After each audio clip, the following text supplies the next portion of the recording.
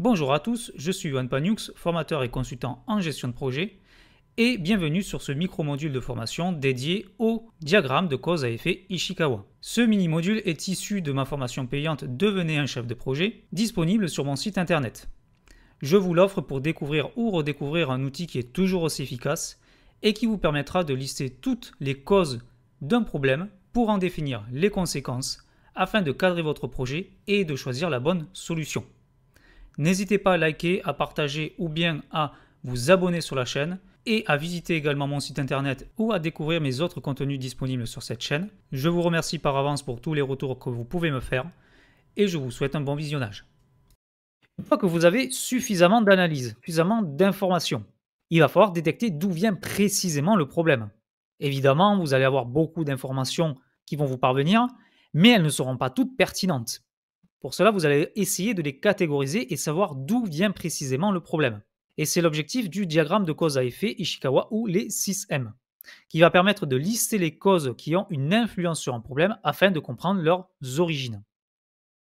Donc en fait, on va partir du problème et en fait, on va le catégoriser en différentes parties. Vous avez d'abord la partie matière. Donc la matière, c'est les différentes matières premières qui peuvent être utilisées, comme le bois, l'acier, des matières non matérielles comme les données informatiques, et qui en fait sont transformées pour obtenir un nouveau produit, mais qui peuvent déclencher certains problèmes. Imaginons que nous construisons des maisons en bois. Si on a beaucoup de problèmes avec nos maisons, qu'elles se détruisent facilement, et qu'on détecte que c'est à cause du bois, eh bien ça rentre dans la catégorie matière. Pour la catégorie matérielle, ensuite, eh bien, en fait, ce sont les équipements qui sont obsolètes, qui ne sont plus utilisables, ou bien qui sont utilisés par le client et qui ne sont plus assez efficaces. Typiquement, le matériel informatique. Pour les méthodes, ensuite, ce sont toutes les procédures, les démarches de travail, ou bien la gestion de projet en elle-même. Tout ce qui est appliqué pour pouvoir faire le travail. En catégorisant les différents types de problèmes suivant la partie méthode, nous allons pouvoir identifier s'il y a des problèmes d'organisation. Ensuite, il y a la catégorie milieu. Le milieu, c'est le contexte de l'entreprise ou le contexte du travail actuel, comment il est effectué, et qui peut avoir un impact sur les différents projets. Par exemple, on peut identifier que le milieu de travail est une usine et qui a des zones sensibles, très poussiéreuses, et qui est problématique par rapport à certains types de projets qu'on souhaite mener ou qu'on est en train actuellement de faire et qui nous empêchent de produire beaucoup plus rapidement. On doit prendre beaucoup trop de mesures avant de pouvoir faire une opération, ce qui déclenche des retards et donc nous pose problème pour nos projets. Ensuite, il y a la catégorie mesure. Ce sont les outils de mesure, donc, qui permettent d'obtenir des unités de mesure et qui peuvent être défaillants. Par exemple, un thermomètre qui est inexact va donner une mesure qui est inexacte et donc peut entraîner certains types de problèmes.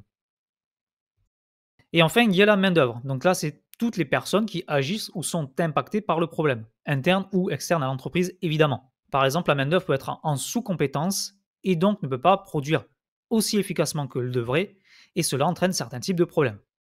Vous avez d'autres causes facultatives qui existent, monétaires, management, maintenance, moyens financiers, etc., qui peuvent venir catégoriser certains types de causes, mais les principaux sont matière, matériel, méthode, milieu, mesure et main-d'œuvre, c'est ceux qu'on va retrouver le plus souvent.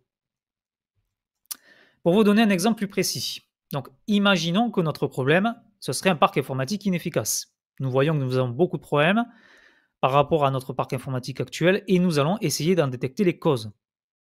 Au niveau de la méthode, nous voyons que nous n'avons pas de process de résolution d'incidents, ce qui fait que le parc informatique actuel, lorsqu'il y a une panne, eh bien, en fait, on n'est pas en capacité de le résoudre rapidement. Il y a ensuite des pannes de serveurs à répétition dans la catégorie matériel. Donc, notre matériel commence à être obsolète.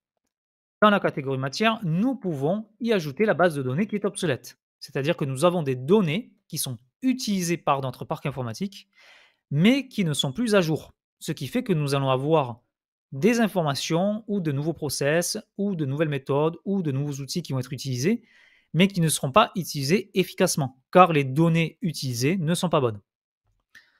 Dans la catégorie milieu, nous pouvons imaginer que la salle serveur n'est pas assez climatisée, ce qui entraîne une chauffe du serveur et qui donc entraîne une sous-performance du parc. Dans la partie mesure, nous pouvons détecter que nous n'avons aucun outil de monitoring réseau, ce qui fait que nous n'avons aucune unité de mesure du réseau et nous ne savons pas s'il y a par exemple des pertes de données ou bien une surcharge du débit interne de l'entreprise. Et enfin, dans la catégorie main-d'œuvre, nous pouvons par exemple détecter qu'il y a un manque de formation des techniciens, ce qui fait que le parc informatique n'est pas assez bien utilisé. Tout cela, nous voyons en fait les différentes causes de notre problème. Manque de formation, pas d'outils de monitoring, salle serveur non climatisée, base de données obsolète, panne des serveurs à répétition, et il n'y a pas de process de résolution d'incidents. Donc lorsque nous allons vouloir améliorer ou résoudre le problème de parc informatique inefficace, nous allons donc devoir prendre ces problèmes de manière isolée et y apporter une solution globale. Donc, cela va sûrement passer par une refonte de notre parc informatique, mais aussi de ses process d'utilisation, que ce soit sur des process directs d'utilisation du parc ou bien par les personnes qui vont utiliser le parc.